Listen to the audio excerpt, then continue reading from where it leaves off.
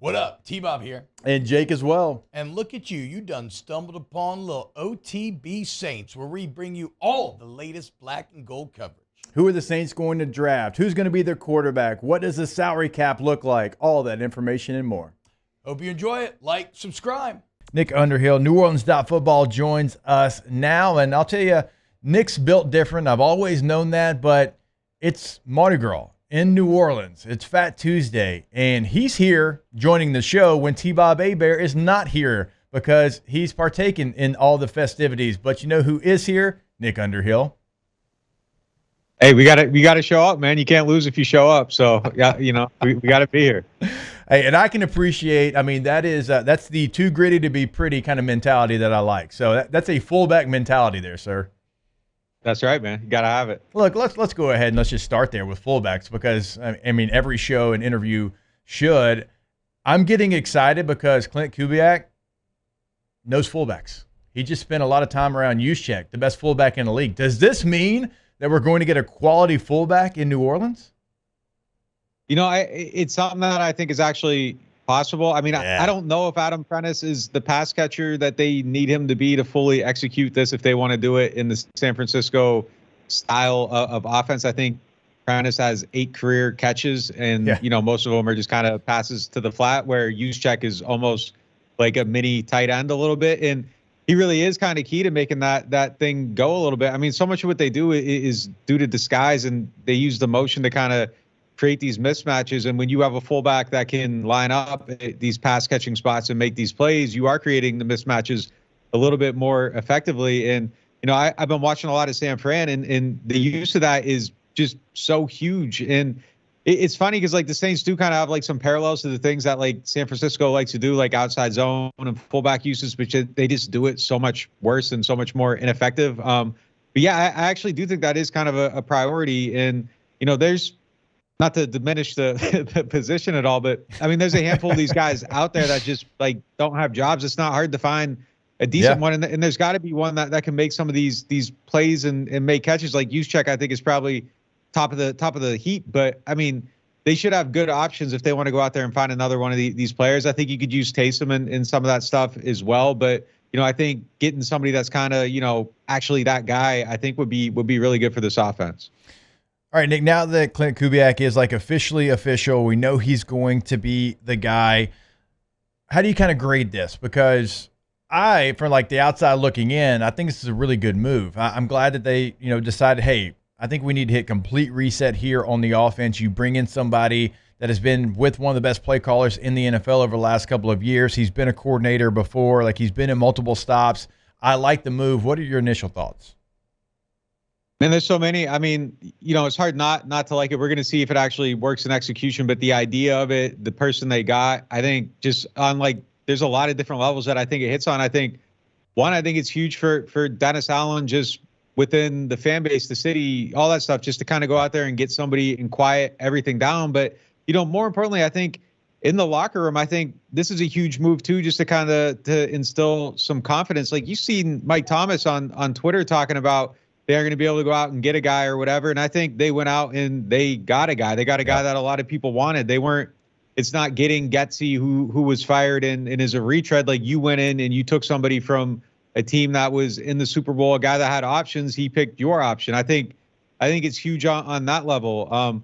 Just then as far as the bigger, more macro stuff, I mean, I think DA needed somebody that could just kind of run the offense, and then you don't have a ton of people's fingers in it. And last year, one of the things you saw on the sideline was like there'd be a lot of people powwowing, going over plays, all that stuff. I think having one singular voice allows you to execute something at a much higher level. I think when there's a lot of people having input on things and a lot of voices carrying a lot of weight within a decision, the decision gets muddied and it's really hard to achieve greatness. So I think having a guy that's kind of, coming in as the leader of this thing is absolutely huge. And then just the revitalization of like, we call it like modern stuff, but it's not really modern stuff, just doing stuff that the league's doing. I think is going to help a lot. Like all the usage of motion.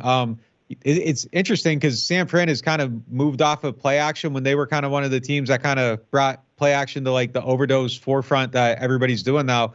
But I mean, just all this stuff we talked about them being able to do and that they should be doing, like they should actually just go do those things now. And then just having like a clear identity on offense. These are the things that we're going to do. Like we're an outside zone team, and this is how we play off it, and this is how we build our offense. I think that was something that was so lacking in this system last year. And then they had run formations and pass formations, which just made it so easy to do everything. Whereas if you go through, like I've been drawing out a lot of the San Fran plays, like they go into a game with like 30, 35 plays, and they just run them out of a lot of different looks, which is what Sean used to do a lot of. And it's just effective. It's looks complex, but it's simple. And I think if you can simplify things for Derek Carr, just as far as the play sheet, and then making the defense declare itself through the use of motion and all this other stuff, it should theoretically be a lot easier for them to play at a high level consistently next year. So on paper, it checks all the boxes. I mean, but you still need the guy to go out there, call the plays, have the right feel for everything. And that's kind of the to be determined thing on Klint Kubiak. So if you were coming in as the offensive coordinator for the New Orleans Saints, and there's multiple things that you need to work on, what would be the number one point of emphasis? Hey, we have to make sure we get this right first day when you step in the door. I know that's tough. I know because there's a lot of things. I mean, so I think just the basis of this offense is just really executed off the outside zone stuff. And San Fran ran those plays more than anybody in the league last year. You go down the list, Houston's right up there. Miami's right up there. Like they're all in the top 5. The Saints were actually 5th in outside zone runs last year. They were just terrible at it, 3.7 yards per carry. San Fran, I think, was at 5.1. On those plays, McCaffrey averaged 1.8 yards, I believe, before contact, where Kamara on outside zone runs was at 1.1. So I think the thing that you got to execute just immediately is just better blocking and just creating space, because if you can do all that stuff, I think everything flows off it much easier. Now, Houston was terrible running the ball last year, ran the same system, and they were still effective other ways. So there's other ways to kind of get around it. But I think to kind of execute this at the level that you want to execute it at, I think that run element has to be really good. So then if you're doing that, everything else becomes a little bit easier. So number 2 on that list would be just getting Derek Carr consistent. But I think he can become more consistent if you have this effective run game and you can play all this stuff off of it. So I think that has to be top of the chart for them moving forward. Yep. And I think they have the right guy to do it. John Benton's coming in, offensive line coach. He was in San Fran 17-20, I believe. He went to New York. Everybody kind of got let go there on the offensive side, but he's been a really good coach in this system. So I think getting that guy that can kind of teach it a little bit better, distill it, get everybody on the same page, I think they have a good chance of figuring it out. But I do think they need to get a couple more guys to, fill out that line to make it a little bit better. Nick, I agree with you. I think the run game has to get going. And I think if you get the run game going, it helps everything. And maybe you can get the best version of Derek Carr. What is that? Maybe we don't know, but it's better than he played certainly the first 13, 14 games of the year. And you've got to get better on the offensive front. And you have 2 free agents that were starters. Andrews Pete's a free agent. James Hurst is a free agent. So what does that offensive line look like? Do you think they'll resign either one of those players? Do you think that they'll draft a player at 14 on the offensive line? Will they get anything out of Trevor Penning? Like, where do you see this offensive line going next year?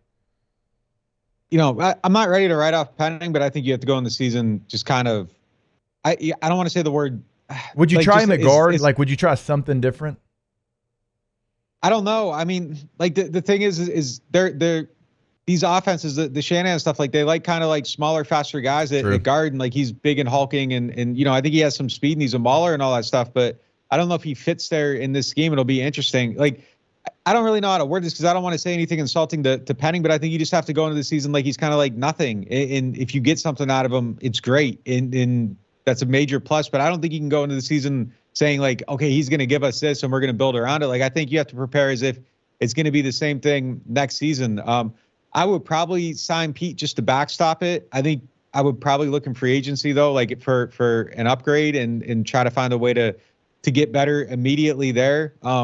Nick Saldiveri is somebody else I don't want to count on, but his profile and all the stuff we were saying about him last year coming out of the draft, like he does fit this type of scheme really well. And if he can be healthy and pick it up, maybe he's somebody that factors in a little bit to it. But yeah, I think you got to get better on the line across the board. And I think Cesar Ruiz has to play better. 2 years ago, I think he hit the mark, and then last year I thought was kind of disappointing. Like, really, the only anchor point you have on the line right now is kind of Eric McCoy. I heard Ramczyk has told him he's coming back, but those injuries and that I think are kind of scary. I think he's probably still got some time left on his tires, but it's a scary place to be right now. So I think they got to figure that out immediately. And I'm saying that, like, what I think they're going to do is they're going to go out and they're going to try to do it right away. They're going to get better, try to win right now. I mean, I think there's the option B where everybody looking at it's like they're a little bit far away. Maybe you try to rebuild and take things a little bit slower, but they aren't going to do that. They're going to be all in this season. So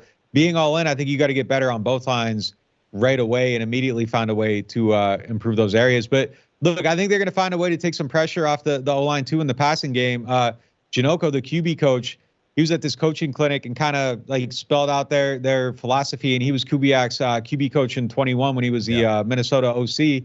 And they like 3-step drop a lot out of the system. And last year, Purdy had 125 attempts of it in San Fran.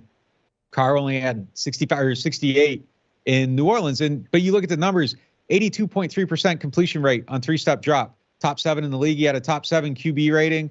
Like, if you just look at the data and you allow it to kind of guide you a little bit, like, this is something that works and is common sense. And I think if they do that, you don't got to block as long. It makes things a little bit easier. It takes pressure off. Like, all that quick game in 17, 18 with Breeze when he couldn't throw it on the field anymore. And they never gave up any sacks. And all the O-linemen are injured. And everyone's like, how do they do this? How do they keep cycling them in? Because it was 3-step dropping the balls out in 1.2, 1.3 seconds. So I think if you can do more of that helps Carr as well. So I think there's just a lot of things here that are coming together that should take pressure off of Carr. You help your offensive line in the passing game, but they got to be, I think, a lot more effective in their run game. Wow, just amazing black and gold takes right there, Jake. I don't think I've ever heard any takes that are better than the two guys that just gave you that take. And you can keep getting them by going ahead and liking, subscribing, ringing the bell to get notifications when we post. Have a great day. We'll see you on the next OTB Saints.